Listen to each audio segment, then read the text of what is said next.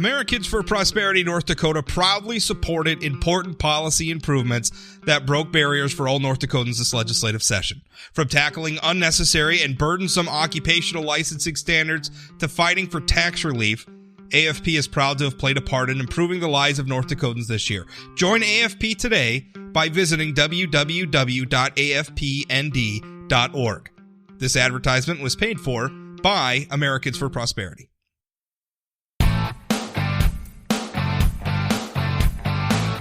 Welcome to the Plain Talk Podcast. I am your host, Rob Port. Later in the show, Congressman Kelly Armstrong takes your questions. Remember, he and Senator Kramer are on every week, so you can email those questions into rob@sayanythingblog.com anytime. We had lots of emailed questions for both congressmen this week. You can also submit your questions via social media posts. I put up threads the day I interview them, so if you follow me on social media, watch for those threads. If you reply to them, you can get your questions in.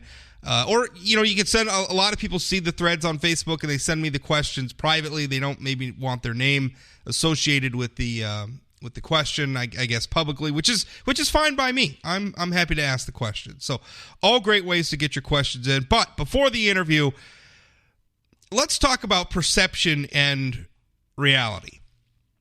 Now, in politics, there's a saying, it's called perception is reality. And the reason for that is, the reason behind the saying is that a lot of times it doesn't matter what the reality, what the facts are of a given situation. This is a very cynical saying, but it's also the truth for people who are political professionals whose job it is to win elections. Perception is reality. It's how voters feel is reality. Doesn't matter what actual reality is, because how voters feel is how they're going to vote. And if you're running in an election, well, that's all that really matters. And I could go off there on a diatribe. In fact, my Sunday print column is about something very like this, where a lot of times the things we do, the things we see political professionals do, politicians do to win elections are not necessarily conducive to governing. You'll hear Kelly and I talk about that a little bit later in the show, too. But from there, that's the saying. Perception is reality, because how voters feel is how they're going to vote. And so if all you really care about at the end of the day is how voters are going to cast their ballots at the ballot box, perception is reality. But the thing is that in reality, in actuality, perception is not reality. And we got an indication for that from right here in North Dakota. The headline, written by my colleague, reporter April Baumgarten. The headline is, North Dakotans doubtful about becoming rich, but have the best chance at American dream, study shows. Now, this is very interesting. What April is writing about, it's a Harvard University study, the title of which is Intergenerational Mobility and Preferences for Redistribution. They surveyed 4,705 U.S. residents on their perceptions of moving from the poorest tier of society to the richest group. This was published in February of 2018. And this is what the study says. It says, I quote, Americans are more optimistic than Europeans about intergenerational mobility, and they are over-optimistic relative to the actual mobility in the United States, especially about the probability of a child from a family in the bottom quintile making it to the top quintile, the American dream. We show that, paradoxically, optimism is particularly high in U.S. states where actual mobility is particularly low. So let me translate some of that for you. What they're talking about is economic mobility, and economic mobility is, can you move throughout your lifetime from being poor to rich, or maybe being middle class to rich? I mean, basically, can you climb the wealth ladder during your time? Because that's the American dream, right? Rags to riches, everything else. You go out and you can improve yourself. Even if you didn't start out dirt poor, the American dream is you improve over your lifetime. You start at one place and you finish further ahead. That's the American dream. And so what the study is saying is that Americans are very optimistic about this. And why wouldn't we be? It is, in fact, the American dream. Right? I mean, that was sort of, America was founded to get away from class systems, to get away from the idea of nobility and, create a sort of meritocracy. I realize that's not a fashionable term anymore, but that's essentially the idea that America was founded on. We're going to give everybody opportunity, and they can do with it what they will. And hopefully, having been given that opportunity, most Americans will go out and improve their lot. for themselves and for the generation that comes after them. And for the most part, I think the United States of America has succeeded. But here's where things get interesting. That part where it says, we show that paradoxically, and again, I'm quoting from the study here, we show that paradoxically optimism is particularly high in U.S. states where actual mobility is particularly low. Now, in North Dakota, that's actually the opposite. In North Dakota, we're not very optimistic about the economic mobility of our children. In fact, and I'm quoting now from April Baumgarten's piece, she writes, based on the surveys conducted in 2016, North Dakotans were the second least confident in the United States, behind only Rhode Island. That children born to families in the bottom 20% of pre-tax household income ranks could move to the top group. North Dakotans surveyed believed only 7% of the group could achieve the American dream. But here's the thing about that. Perception is not reality. I continue from April's article, I quote, but about 19% of children born between 1980 and 1985 to the poorest families in North Dakota were counted in the richest tier for 2011 and 2012, the Times article said. She's quoting from the New York Times. That was the highest tally in the United States. Now, I think that's very interesting. With this, these surveys are a snapshot in time. So what was going on in 2016? Well, North Dakota had some tough sledding going on economically. You remember the bottom had fallen out of commodity prices. Oil prices were low. Crop prices were low. There were a lot of North Dakotans who probably weren't feeling very optimistic in that moment. But the reality was North Dakota's economy has been very strong for some time.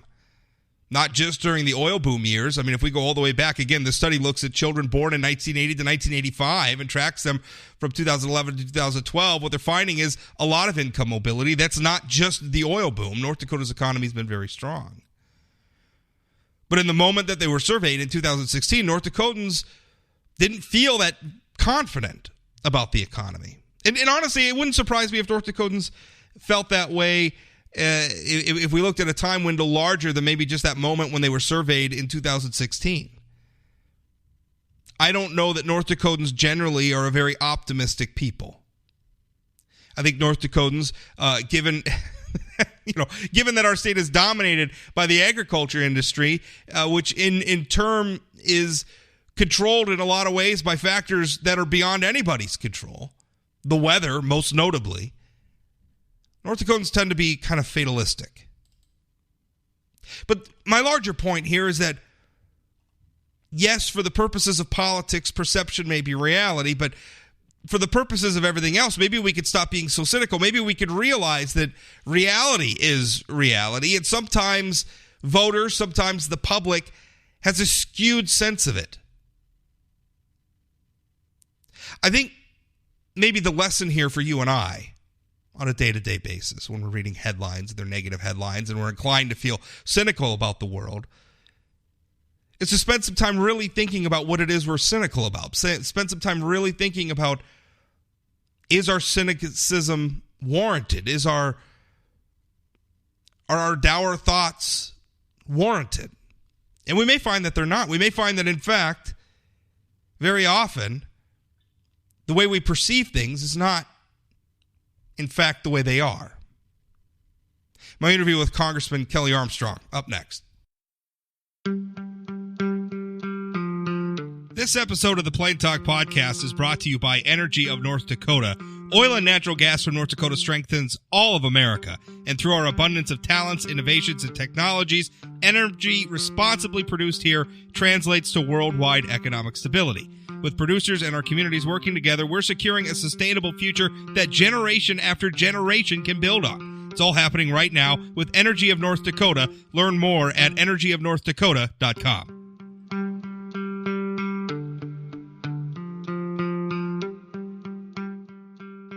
Congressman Kelly Armstrong joins me, as he does every week, to take your questions. Remember, you can email them into Rob at sayanythingblog at Rob at sayanythingblog.com at any time, which actually we got several questions that way this week. Also, I put up threads on social media if you want to submit your questions that way. Some people are reticent. Like, they'll see the thread on social media and they'll send me a Facebook message as well. Because sometimes people don't necessarily, like, they want an answer to a question, but maybe they don't necessarily want, their name attached to it, or maybe it's something that's related to their business or whatever. I don't mind. If it's a good question, I'll ask the question. So just submit them all that way. You can track me down, social media and all that. Kelly, how you doing? I'm doing great. Glad to hear it. Well, let's get right to it. Zach sent in a question, and he emailed this earlier this week, and this was before the House actually did take a vote. But I'll read you his question, and he wanted this asked of Senator Kramer as well, and the senator answered it. He asked this: next time you interview any of our congressional delegation, I'd like you to ask them why them or any of their GOP colleagues haven't put forth a public censure of the president. Like or dislike them, attacking the 4 congresswomen the way he did crossed a pretty serious line. 3 of them are natural-born citizens. The other became a citizen at the age of 17. To refer to them the way he did is unacceptable. I hope you personally agree to that as well, and I would like to hear your thoughts. If this doesn't warrant censure, how far will this delegation let the president go before finally standing up to him in virtually any way? Now, Kelly, you were a little bit critical of the president. You called his tweets mean-spirited, but then you turned around, you voted against. Voted against. Was it a censure? I guess I don't know what the nomenclature for it was in the House, but you ended up voting against that. So explain your position. Yeah, I voted against a resolution calling the president a racist, specifically and easily as possible, because I don't think he is a racist. I think and I was critical. I thought the tweet was out of line. I don't think it rises nearly to the point of holding him, having it etched in the eons of history as the Democratic leadership calling him a racist. I also find it more than a little bit hypocritical in that when representatives of our own chamber make clearly anti-Semitic remarks, we go through 3 days of pulling votes off the floor to water down a resolution to the point where it includes everything to the point where it doesn't include anything. I think the 4 Democratic members of Congress are more than willing to stand up for themselves. I think the president is more than willing to stand up for himself. I don't actively engage on this. You and I have had this talk. When you ask me questions about Representative Omar or Representative Ocasio-Cortez, I answer them. That's what happened here. Somebody asked me, a North Dakota reporter asked me a question, and I told them what I thought. I thought the tweet was out of line, nothing more and nothing less. Well, obviously, since this question was asked, not only did we have the House vote, but the president had a rally in North Carolina, and at the rally we had chants of "send her back," a reference to Representative Omar. What do you think of that situation? Yeah, what gets chanted at rallies, whether it's for the president or anybody else, is beyond the scope of what I'm actually capable of commenting about. But it happened. I don't know how else to respond to that. Okay. Well, let's move on. I started my Sunday column, and we talked a little bit about this before coming on. My Sunday column makes a baseball metaphor, which I think as baseball fans, both you and I appreciate. But also, I talk just generally. I feel like we're at a point in America where there's a quandary. You don't get to govern unless you win elections. But the things that are said and done these days to win elections make it very, very difficult to govern. And I guess, to me, I'm looking at this situation and I'm thinking, like, the squad. Granted, they're just 4 votes in the House chamber that you serve in, Kelly. But, just a larger – the 2 factions hate each other. Republicans and Democrats right now seem to hate each other. And I know there are some things happening in the background, but on the big-ticket policy questions – how do you, when we're all doing politics and we're all doing campaign-type stuff to win elections and to fire up the base, we're throwing pies, and worse, we're throwing bombs at each other, and it's ugly and it's terrible, and it seems like because of that, we can't come back together and find any common ground at all on policy, even when there might be common ground to be had. And I'm worried if the things that we have to do to win elections these days make it impossible to govern. I don't know particularly about that. I will tell you that as sitting on, judiciary and sitting on oversight and sitting on the select committee on the climate crisis, I can tell you that when you start talking about the far left side of the Democratic Party, compromise for the sake of compromise is never a good idea. We are I mean, we are sitting in a hearing this today, actually talking with the acting director of Homeland Security. And I mean, there is very quantifiable policy changes that we could make right now. This is, I mean, obviously I support the wall. I support a lot of those things, but independent of all of those, there are decisions we could make right now to more adequately care for the people coming across our border, and more importantly, to more adequately secure our border. And we refuse to do that. And that is frustrating, because that is not only, I mean, we've talked about the humanitarian crisis. I think at this point everybody knows, but it's also a national security crisis. And a border security crisis. And we know what's going on. We know what it takes to solve it, and we refuse to act on that kind of thing. So, I agree. I agree with working together towards goals. I know there's been a lot of conversations recently between Democratic leadership and the White House on USMCA. I know they're talking about getting a budget deal done before we leave for recess next week. I think those things are great, but I don't think, I mean, on some of these issues, I'm not entirely sure. I mean, where do you compromise when somebody wants to say we need to have 100% renewable energy by tomorrow? Yeah, well, that's true, but it's also, that's probably a product of, I mean, the people who get the most attention are, I would say, the extremes, and I think that probably goes for both sides, where both sides try to define each other by the extremes, and that's all we end up talking about. And then from those positions, we can't compromise because they're fundamentally not reconcilable positions, which I think is your point. But, and yeah, and I think one thing that I would say, and I would particularly point out with the socialist, I mean, more socialist members of the Democratic Party, I mean, if you disagree with them at all, I mean, you are immediately branded a racist. I mean, Nancy Pelosi was branded a racist last week.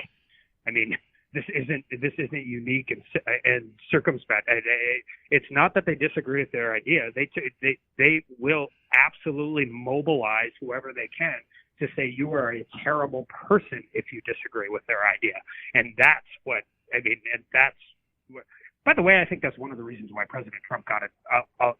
It is in order, because the people on our side of the aisle were sick of it and frustrated with it and wanted somebody who was going to fight back to it. That's true. But then I think our Democrat friends would then say, well, President Trump is telling people he doesn't agree with to leave the country. Isn't that not the same thing?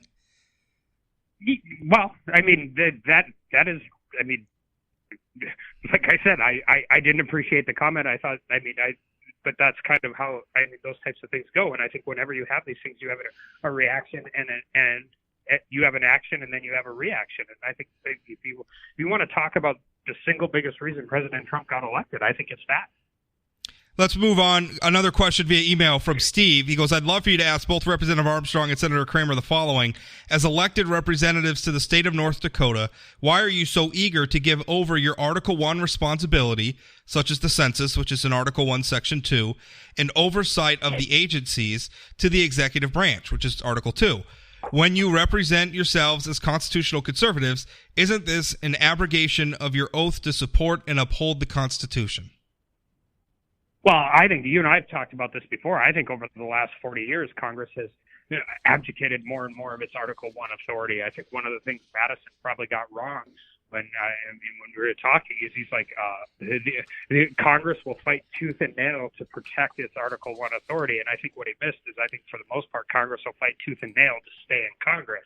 But the problem with how most of this is approached, and this goes a little bit back to the other question, nobody's looking at long-term systemic reform to do this. And it is always brought solely in Trump is bad, we have to protect America from Trump. They have delegitimized this election, and they will do anything they can to stop it. And none of the things we move forward with are true reform. So, I mean, that's the problem. If you're going to get serious about doing it, it needs to be historical, and you need to go back and have serious conversations. Via Twitter, Larry asks, and this I think goes to a comment we were just talking about earlier with the two factions and whether or not we can get anything done. Larry asks, will anything of real substance be accomplished in this current session of Congress, or will we be subjected to this continual circus until 2021? Yeah, I think USMCA will get done. I'm really hopeful it'll get done. There still continues to be bipartisan support for lowering prescription drug prices. I'm working hard on some criminal justice reform. But I think he has a very, valid point. We always talk about the president, and particularly with what goes on, but also with a Republican-controlled Senate and a Democratic-controlled House. But we got a very controversial bill through a couple weeks ago on the border security. It wasn't enough, but it definitely was something. So I think there's hope forward to do some things. Luke, via Twitter, has some criticism of your criticism of President Trump. He asks, why do so many Republican politicians, yourself included, feel the need to pile on with sanctimonious, judgmental, virtual signaling public comments whenever Trump says something that the left and the mainstream media misinterprets as being racist or inappropriate? How is that helpful? Well, I will just say that in my case, I don't do that very often. I am, quite frankly, too busy dealing with the committees and actually, for the most part, protecting this president and this administration from unfair attacks from the Democratic side. This one was simple. A North Dakota reporter called me and asked me my opinion, and I hope whether people like it or not, they appreciate the fact that I give it. And like I said earlier, I thought the tweet was out of line. Nothing more or nothing less. That's what I said, and I think we move on. Well, politically, I didn't even think. Honestly, I felt like the Democrats were moving towards a moment on identity politics. I think identity politics is a very, very often used tool by Democrats, and seeing it used against one another, because what President Trump was responding to was a food fight between Speaker Pelosi and the quote unquote squad, that sort of faction of extreme left wing congresswomen. They were suggesting that Speaker Pelosi was even being racist or racial, maybe. I know that they've sort of walked that back since, but they were saying that she was essentially picking on congresswomen of color and everything else. And I was thinking, great, Democrats, please have this debate and please conclude from it that identity politics is divisive and hurtful and not at all a productive way to govern this country. And then President Trump sticks his foot in his mouth. And now we're not even talking about that anymore. And to me, that frustrates me, because I think maybe if we could have a debate about identity politics and our friends on the left could realize, hey, maybe this is a tactic we shouldn't use anymore, that would be very helpful to maybe the overall health of our nation, politically, economically, culturally, et cetera, et cetera. I am a little more cynical about that, and particularly from that group on the far left, and I think it's been played out over and over again. Anytime you attack, I even said this on C-SPAN yesterday. Somebody said four minority members of Congress, and my response is they're 4 congresswomen. And by the way, like I said, they're more than willing to stick up for themselves. What I don't like is they flamethrow and they do the things that they do. And anytime there's a response, it's not a policy conversation. It's you are a bad person, you are racist, you are this, simply for disagreeing with them. And regardless of where President Trump falls into this, I don't think that's going away anytime soon, particularly with that socialist branch of the Democratic Party. Kelly, thanks for your time. Absolutely.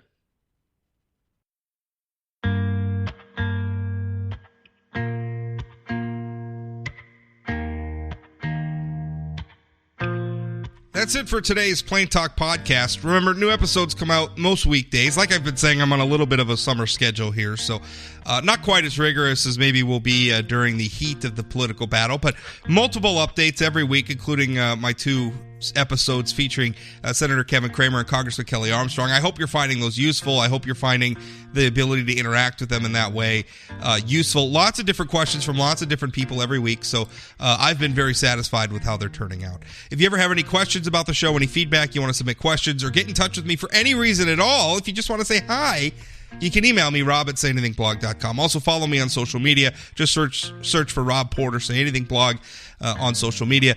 The only difference between those different feeds, if you only want to subscribe to one, my personal feeds that are under my name, you're going to get some personal stuff too. Maybe I'll rant about baseball a little bit or post pictures of my kids. The Say Anything Blog accounts are just strictly links to my columns, podcasts, episodes, blog posts, stuff like that. If you would rate or review this podcast on the platform you're listening to it on, I would certainly appreciate that. Honest ratings and reviews help other people find the podcast, so I appreciate all the feedback. It really is a good thing, and I've been very satisfied, very gratified with the reaction to this podcast. The downloads are doing very well. Just very happy with everything overall. So thank you for listening. We'll talk again.